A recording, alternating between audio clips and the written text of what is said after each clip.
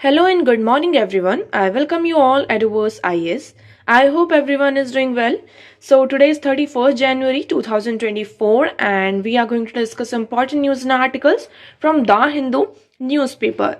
So, let's see what important news we got today to discuss. But before starting the video, for PDF join Telegram channel Eduverse IS, link आपको description box में provided है. Make sure video को and तक देखें so that सारी important news आपकी यहाँ पर कवर हो. तो चलिए स्टार्ट करते हैं और देखते हैं आज हमें क्या क्या डिस्कस करना है. सो फ्रंट पेज में ऐसा कोई भी इंपॉर्टेंट आर्टिकल नहीं है जो हमारे एग्जाम के पर्सपेक्टिव से इंपॉर्टेंट हो. आगे बढ़ते हैं और देखते हैं. सो आज का हमारा पहला आर्टिकल है अ blood mapping of internal female migration. अब देखिए ये आर्टिकल हमारे लिए बहुत ज्यादा इंपॉर्टेंट हो जाता है. इस आर्टिकल में हम बात कर रहे हैं अ blood mapping of internal female migration.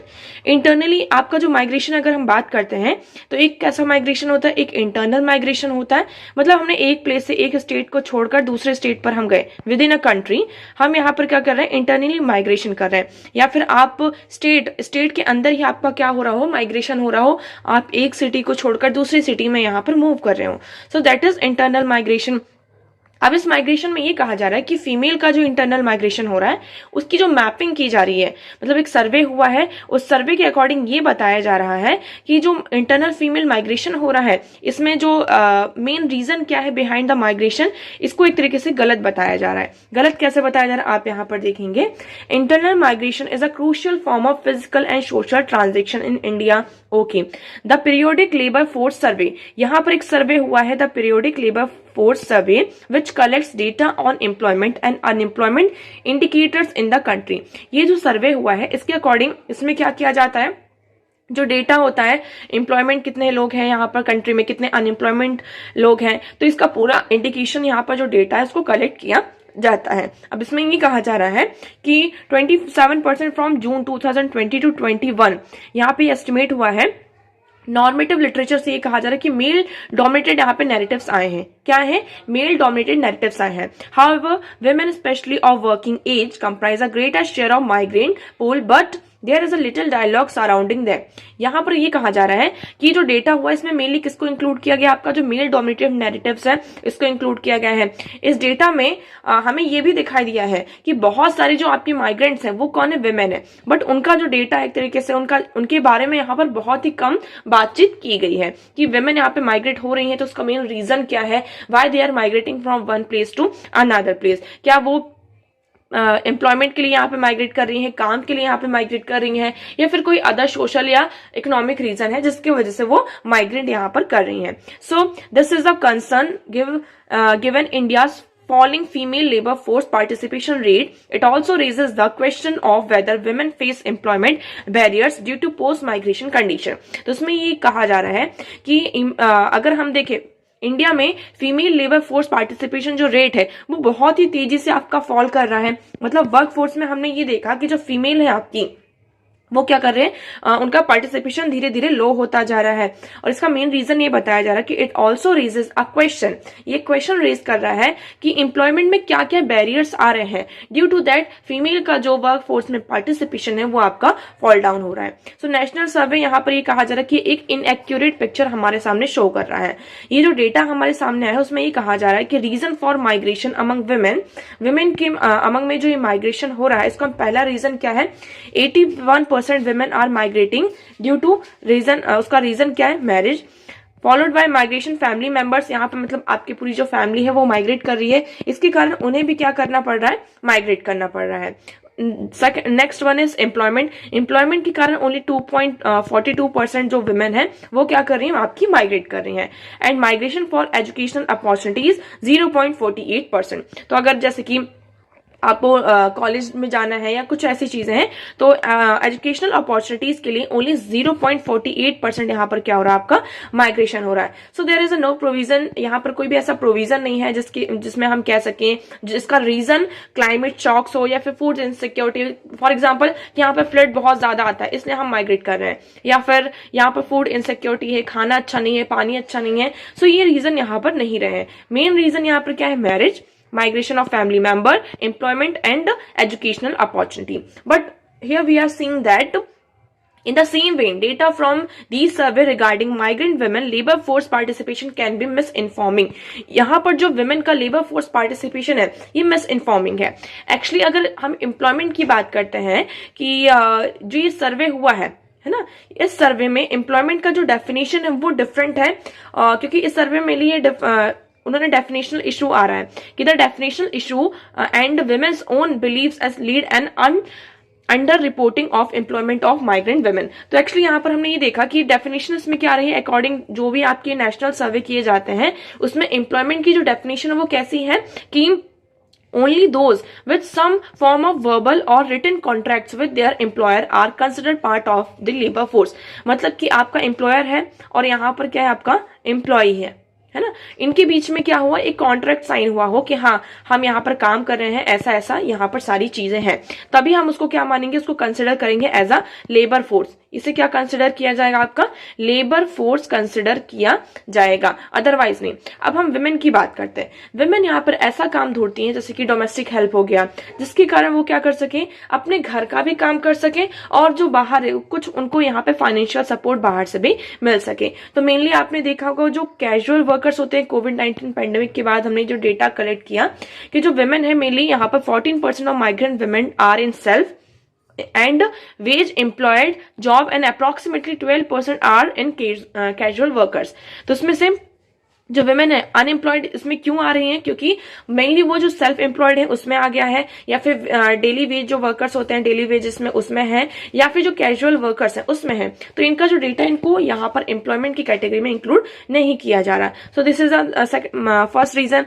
Second, यहाँ पर आप सभी को पता कि विमेन ऐसा एम्प्लॉयमेंट चूज करती हैं जिससे कि वो क्या कर सके, उनका जो डोमेस्टिक ड्यूटीज है एम्प्लॉयमेंट के साथ साथ अपनी डोमेस्टिक ड्यूटीज को भी हैंडल कर सके, है ना, और उनका जो हाउस होल्ड प्रोडक्शन है और फाइनेंस दोनों पे यहाँ पे कंट्रीब्यूट वो कर सके. So this working age unpaid family workers in household enterprises or being self-employed is a common amongst them. तो यहाँ पर सेल्फ एम्प्लॉय होना इनके लिए बहुत ही कॉमन सी बात है. सो डोमेस्टिक कमिटमेंट यहाँ पर बहुत ज्यादा होता है जिसकी वजह से इसको यहाँ पे एम्प्लॉयमेंट का फॉर्म नहीं दिया जा रहा है. नाउ नेक्स्ट वन है इसमें human and social capital. Human and social capital में क्या आ जाता है, in the PLFS data 85% of the women have less than 10 year of education which can create problem. अब सबसे बड़ा यहाँ पे जो प्रॉब्लम आ जाता है लेबर फोर्स में, है ना, फॉर्मल लेबर फोर्स में हमने ये देखा कि विमेन की एंट्री इतनी ज्यादा रेस्ट्रिक्टेड क्यों है. तो सबसे बड़ा जो चैलेंज आ जाता है वो एजुकेशन का आ जाता है ना, कि यहाँ पर जो डिमांड है एजुकेशन की, हमने यहाँ पर देखा कि 85% जो विमेन है उनकी 10 साल से भी कम एजुकेशन है, मतलब उन्होंने 10 साल की भी एजुकेशन नहीं ली, जो कि सबसे बड़ा प्रॉब्लम क्रिएट कर रहा है. सो अगर कोई विमेन आपकी एक प्लेस से माइग्रेट होकर दूसरी प्लेस पर जाती है तो सबसे पहला इशू ये आ जाता है कि वो लेस एजुकेटेड है. सेकेंड, यहाँ पर ऑलरेडी जो एग्जिस्टिंग विमेन है वो भी क्या है, उनके यहाँ पर टक्कर में आ जाती हैं, एक तरीके से आप कह सकते हैं कंपटीशन में आ जाती हैं, है ना. सो while there is no significant difference in educational level of migrant and non-migrant women, migrant women are proportionately less employed than non-migrant women. अब दूसरी चीज ये भी आ जाती है कि अगर फॉर एग्जांपल हम ये मान लेते हैं कि ये जो ए पर्सन है ये बहुत ज्यादा एजुकेटेड है और बी पर्सन यहाँ पर लेस एजुकेटेड है in comparison to A, but ये दो ए पर्सन यहाँ पे माइग्रेंट होकर आया, दूसरे प्लेस से यहाँ पे माइग्रेट होकर यहाँ पर आया हुआ है XYZ प्लेस पर, लेकिन हमने ये देखा कि जो जॉब अपॉर्चुनिटी है वो बी के लिए यहाँ पे ज्यादा है इन कंपैरिजन टू ए. तो ये भी एक रीजन हो जाता है. ओके, सो सच बैरियर्स, यहाँ पर और भी बैरियर्स आ जाते हैं जिससे क्या होता है, जो विमेन की लेबर एक्टिविटी है पेंडेमिक में आफ्टर रिकवरी यहाँ पर डिसमल हुई है. For example 55% of women never return to their places of employment. अब कोविड-19 के बाद जब आपका पेंडेमिक लगा था, मतलब कोविड-19 में आपका जो लॉकडाउन लगा था, सभी जितने भी आपके माइग्रेंट वर्कर्स थे वो अपने होम टाउन यहाँ पर रिटर्न हो चुके थे. रिटर्न होने के बाद हमने ये देखा जब कोविड यहाँ पर ओवर हुआ, after the post Covid so many of the workers have not return to their places of employment. वो यहाँ पर अपने एम्प्लॉयमेंट प्लेसेस पर रिटर्न नहीं हुए हैं. So and those who did so earn only 56% of pre pandemic income level. और जो रिटर्न हुए हैं तो उनको यहाँ पर जो पहले वेजेस मिलते थे उसके कंपैरिजन में कम वेजेस मिलते हैं। सो ये सबसे बड़ा प्रॉब्लम यहाँ पर आ जाता है। So regardless of some spare number of migrant women formally counted in the labour force में यहाँ पे जो माइग्रेंट वुमेन है उनको काउंट नहीं किया जाता। एक रीजन ये भी कहा जा रहा है कि जो आपके माइग्रेंट वुमेन होती हैं उन्हें वोट बैंक की तरह कंसिडर नहीं किया जा सकता है। But this point is totally disagreeable. यहाँ पर हमें क्या करना होगा, कोई भी माइग्रेंट हो या चाहे वो मैन है एंड वेमेन, यहाँ पर सबकी प्रॉब्लम्स होती हैं। Like lack of good data on female migrants हमारे पास अभी नहीं है, जिससे कि हम क्या कर सके, उन्हें प्रॉपर ट्रीट कर सके। सेकंड इसमें आ जाता है कि पॉलिसी मेकिंग सबसे बड़ा प्रॉब्लम है कि जो फीमेल माइग्रेंट्स हैं उनकी जो कंडीशन है, उनको मोटिवेशन चाहिए, नीड है जो उनकी, तो ये बहुत ही ज्यादा पोअरली फॉर्म्ड है। हम यहाँ पे पॉलिसीज लेकर आए हैं such as one nation one ration card, e Shram, affordable rental housing complexes, है ना, जिससे हम क्या कर सके, जो मेल माइग्रेंट पॉपुलेशन है उन्हें टारगेट कर रहे हैं। ये जितनी भी आपकी पॉलिसीज हैं they are targeting only male migrant population, not female. So ये आपका सबसे बड़ा क्या बन जाता है, यहाँ पर इशू बन जाता है कि आप एक साइड देख रहे हैं, दूसरी साइड यहाँ पर नहीं देख रहे हैं। यहाँ पे विमेन भी क्या हो रही है, आपकी माइग्रेट होकर आ रही, but we don't have accurate data on women migrant workers. That is why we are not coming up with the policies and programs which can support these migrant women. Okay, so steps to be taken, हमें यहाँ पर क्या करना होगा, steps लेना होगा। हमें सबसे पहले तो क्या करना होगा, पूरा जो प्रॉपर डेटा है उसे कलेक्ट करना होगा। Then the information about their socio economic condition, यहाँ पर क्या प्रॉब्लम्स आ रही हैं लेबर फीमेल जो माइग्रेंट वर्कर्स हैं, जो अनएम्प्लॉयड हैं, इनका जो प्रॉब्लम आ रही है हमें उसे क्या करना होगा, एड्रेस करना होगा। So I hope this article is clear to you. तो इस पेज में यही आर्टिकल इंपॉर्टेंट था आप लोगों के लिए। नेक्स्ट मूव करते हैं। So the next article is most teens use social media but lack skills to protect themselves. अब हम बात करते हैं, यहाँ पर एक डेटा हुआ है, यहाँ सर्वे हुआ है, असर की रिपोर्ट आई है, annual status of education report. आप सभी को इसके बारे में पता होगा, असर के बारे में। सो असर क्या होता है कि अ chart on the based on data collected from the annual status of educational report 2023, the survey was conducted in 28 districts last September and नवंबर। यहाँ पर ये जो डेटा हुआ है, जो सर्वे हुआ है, डेटा यहाँ पे कलेक्ट हुआ है, this data is from the survey conducted in 28 districts last September and November. Last सितंबर नवंबर में 28 डिस्ट्रिक्ट्स में यहाँ पर सर्वे हुआ। इस सर्वे में ये पता चला कि पहली बात तो हम जेंडर लेवल पर, पूरे हम ओवरऑल लेवल पर देखते हैं कि लोगों के पास मोबाइल फोन्स हैं, सोशल मीडिया का वो यूज करते हैं, but they don't know how to protect themselves, है ना। यहाँ पर हमने ये देखा कि कुछ जो बच्चे हैं, हमने जो इंडियन के जो टीनेजर्स हैं, इवन रूरल एरिया के स्पेशलिस्ट में बात की जा रही है। सो रूरल एरिया में हमने उन्हें देखा कि वो कितना पैराग्राफ रीड कर पा रहे हैं, क्योंकि जो आपने देखा होगा सोशल मीडिया में मोस्टली हम इंग्लिश लैंग्वेज का यूज करते हैं, है ना, आपकी वो इंग्लिश लैंग्वेज में होता है। सो वो टेक्स्ट को कितना रीड कर पा रहे हैं, अगर वो वन पैरा पूरा रीड कर रहे हैं तो हमने उसको एज अ कैटेगरी में यहाँ पर डिफाइन किया कि वन पैरा रीड कर रहे हैं तो ग्रेड 1 की कैटेगरी में आते हैं, डिफरेंट पैराग्राफ्स को रीड कर पा रहे हैं, so they are coming in grade 2। तो इस तरीके से हमने उन्हें क्या किया, कैटेगराइज किया। तो इसके तहत ये पता चल रहा है कि लोग यहाँ पर यूज कर रहे हैं, सोशल मीडिया का यूज कर रहे हैं, है ना। आपके जो लाइक हम बात करते हैं, फेसबुक हुआ, इंस्टाग्राम हुआ, स्नैपचैट हुआ, यूट्यूब का यूज कर रहे हैं। तो यहाँ पर वो यूज तो कर रहे हैं, बट उनको कैसे यूज करना है प्रॉपरली, अपने आप को इन सोशल मीडिया में यूज करते करते कैसे प्रोटेक्ट करना है, दे डोंट नो। यहाँ पर उनका इंस्टाग्राम में अकाउंट है, बट उन्हें ये नहीं पता है कि अगर किसी भी पर्सन को, किसी भी प्रोफाइल को ब्लॉक करना है, सो उसे कैसे कर सकते हैं। अपना अकाउंट यहाँ पर प्राइवेट करना है, तो हमें अपना अकाउंट कैसे, हम किस तरीके से उसको प्राइवेट कर सकते हैं। सो ये यहाँ पर प्रॉब्लम आ जाती है। इसका पूरा यहाँ पर डेटा दिया गया है, चार्ट दिया गया है। सो आप यहाँ पर देख सकते हैं कि वर्ड्स टू बिलो, इसमें यहाँ पर जो आपका सबसे वाला वो वर्ड्स टू बिलो आ जाता है, फिर grade 1 level and grade 2 level, जिसमें कि आप 2-3 पैराग्राफ्स यहाँ पर पढ़ पा रहे हैं, रीड कर पा रहे हैं। ओके, सो यहाँ पर ये नंबर है। स्पेशली जो मेल है वो फिर भी यहाँ पे अच्छा परफॉर्म कर रहे हैं सोशल मीडिया प्रोफाइल में, उन्हें पता है कैसे ब्लॉक किया जाता है, किस तरीके से सोशल मीडिया प्रोफाइल की रिपोर्टिंग की जाती है। But if we talk about female, so इसमें जो आप परसेंटेज है आप देख सकते हैं कितना ज्यादा कम है। मेल में it is 73.6%, but in female it is only 46.4%। Okay, so this is a major concern. यहाँ पर आपका एरिया वाइज, डिस्ट्रिक्ट वाइज यहाँ पे पूरा डेटा दिया गया है। ओके, सो नाउ अगर हम बात करते हैं तो ये हमारे लिए सबसे बड़ा कंसर्न हो जाता है कि जब तक अगर आप हाँ, एक क्रेज तो आपका सोशल मीडिया का सबके सामने आ ही गया है, लेकिन जब तक हम अपने आप को प्रोटेक्ट नहीं कर पा रहे हैं तो इसका यहाँ पर आना ये हमारे लिए सबसे बड़ा कंसर्न बना हुआ है। ओके, सो यहाँ पर सोशल मीडिया का यूज करते करते हमें यहाँ पर ये भी स्किल्स सीखनी होगी कि हम किस तरीके से अपने आप को सोशल मीडिया प्लेटफॉर्म से प्रोटेक्ट कर सकें।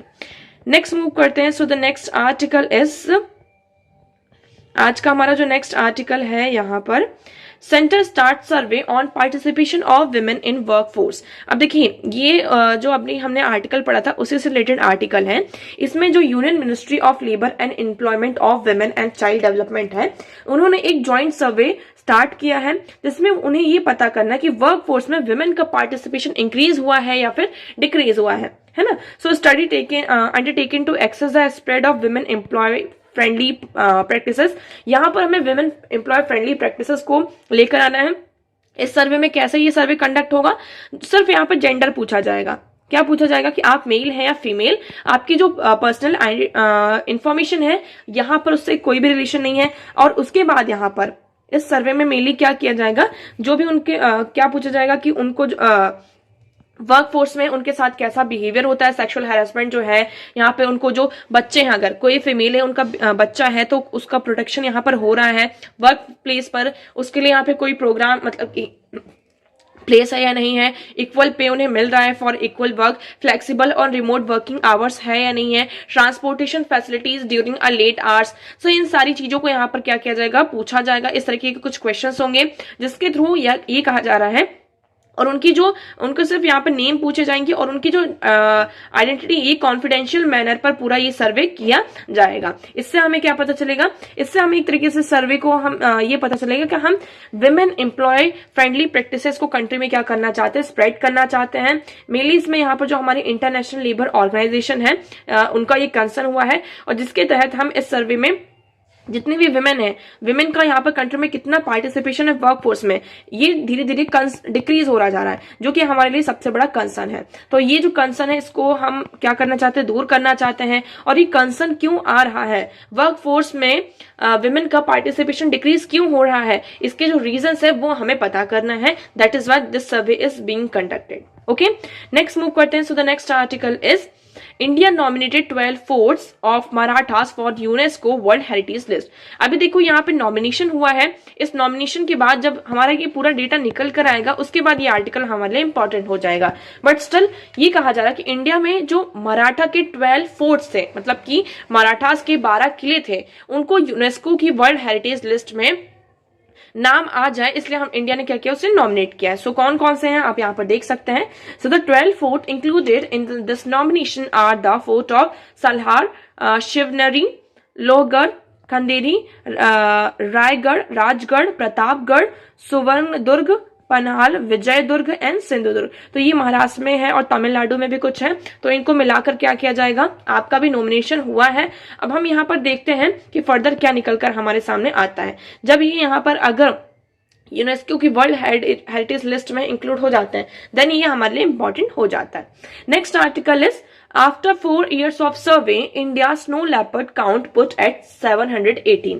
यहाँ पर आपका 4 साल से सर्वे हो रहा है ना। और ये सर्वे ऐसा नहीं हो रहा कि हम कुछ एस्टिमेशन लगा रहे हैं, यहाँ पर एक स्नो लेपर्ड देख लिया तो हमने एस्टिमेशन लगा लिया कि हाँ यहाँ पे कम से कम 2-3 स्नो लेपर्ड्स तो होंगे ही। ऐसा सर्वे नहीं हुआ, यहाँ पे प्रॉपर सर्विलियंस हुआ है, यहाँ पे प्रॉपर कैमरास को पुट किया गया था, वेरियस लोकेशंस पर रिकॉर्डिंग्स की गई हैं, जिसके थ्रू हमने ये पता किया है कि टोटल अब तक so India has an estimated 718 snow leopards in the wild according to the first of its kind 4 year long estimation exercise. यहाँ पर 4 साल से पूरी एक्सरसाइज चल रही है, जिसके तहत हमने क्या किया है, ये एस्टिमेट किया है कि इंडिया में टोटल 718 स्नो लेपर्ड्स हैं। आप लोगों को ये क्लियर हुआ।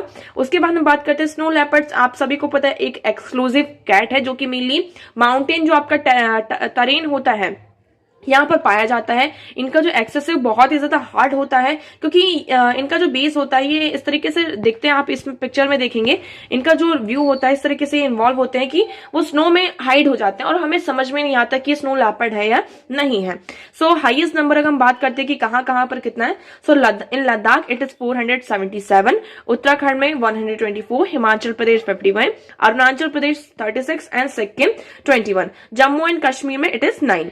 सो इस तरीके से the current estimate puts the number of Indian snow leopard between 10% to 15% of the global population। तो अभी ये जो करंट एस्टिमेशन हमारे पास है इसके तहत ये पता चलता है कि ग्लोबल पॉपुलेशन अगर हम स्नो लेपर्ड्स की देखते हैं, सो इंडिया में कितने हैं, 10 to 15% हमारा यहाँ पे कॉन्ट्रीब्यूशन है in the snow leopard. Okay, अब हम स्नो लेपर्ड के बारे में थोड़ी और इंफॉर्मेशन देख लेते हैं। सो स्नो लेपर्ड के बारे में अगर हम देखते हैं, so they come in, so the IUCN status क्या इनका वल्नरेबल की कैटेगरी में आते हैं, ये लिस्टेड है साइट्स अपेंडिक्स 1 की कैटेगरी में। ये आपका जो वाइल्ड लाइफ प्रोटेक्शन एक्ट 1972 है इसके शेड्यूल 1 में लिस्टेड है। फ्लैगशिप कंजर्वेशन स्पीशीज इंडिया की बात करते हैं, so part of 21 critically endangered species के अंडर में ही आते हैं और इनका रिकवरी जो प्रोग्राम है वो भी यहाँ पर चल रहा है। स्नो लेपर्ड की बात करते हैं, is often refer to a mountain ghost because of its coat that helps it blend to in a snowy rocky environment. ये स्नो लेपर्ड होते हैं और मेनली इनको माउंटेन घोस्ट की तरह भी रेफर किया जाता है, बिकॉज इनकी जो कोट होती है इस तरीके से स्नो रॉकी जो माउंटेन्स होते हैं उसमें यहाँ पर ब्लेंड हो जाती है कि हम समझ ही नहीं पाते कि स्नो लेपर्ड है या कुछ और है। So tiger is called lama in the Lisu dialect of called lampu. It is felid in the genus Panthera native of the mountain range of Central and South Asia. अब हम WWE के बारे में बात कर लेते हैं, वर्ल्ड। सो ये कब स्टैब्लिश हुआ था आपका 1961 में। ये आपका इंटरनेशनल नॉन गवर्नमेंटल ऑर्गेनाइजेशन है जो कि वाइल्डनेस और प्रिजर्वेशन और reduction of human impact on the environment इस पर बातचीत करते हैं। WWF का काम क्या होता है कि जितनी भी ये लोकल कम्युनिटीज होती हैं उन्हें कंजर्व करना, जितने भी नेचुरल रिसोर्सेस हैं, ट्रांसफॉर्मेशन यहाँ पे मार्केट्स हैं, पॉलिसीज हैं towards the sustainability, protect and restore species their habitat. So ये WWF का वर्क हो जाता है। WWF की बात करते हैं, ये वर्ल्ड का लार्जेस्ट कंजर्वेशन ऑर्गेनाइजेशन है। मेनली यहां पर हम बात करते हैं इनके 6 एम्बिशियस गोल हैं, food, climate, forest, fresh water, ocean and wild life. इसमें हम बात करते हैं वो क्या करते हैं, अर्थ आर है आपका Healthy Grown, Marine Stewards Council, Living Planet Index and Debt to Nature Swap. इन ये आपकी कुछ इनिशिएटिव्स हैं जिसके थ्रू वो क्या कर रहे हैं, climate, food, forest, fresh water, ocean और वाइल्ड लाइफ को यहाँ पर प्रोटेक्ट किया जा रहा है। WWF इंडिया की बात करते हैं, ये चैरिटेबल ट्रस्ट है। इन 1969 में इसका हेडक्वार्टर आपका न्यू दिल्ली में है। WWF India is one of the India's leading conservation organisation है, कि मतलब हमें क्या करना है, ये जितने भी हम आपके एनिमल्स होते हैं, जितनी भी स्पीशीज होती हैं, इन्वायरमेंट है, उन्हें क्या करना है, कंजर्व करना है। सो आई होप आपको ये पूरा क्लियर होगा। सो आज की न्यूज़पेपर में इतने ही इंपॉर्टेंट आर्टिकल्स थे। आई होप आपको सारी चीजें यहाँ पर क्लियर होंगी, but still if you have any doubt you can ask in comment section. आज का वीडियो कैसा लगा एक बार कॉमेंट सेक्शन में जरूर बताइएगा। अगर वीडियो पसंद आया हो तो वीडियो को लाइक करना, चैनल को सब्सक्राइब एंड शेयर करना ना भूलें। So that's for all today. Thank you so much for discussion.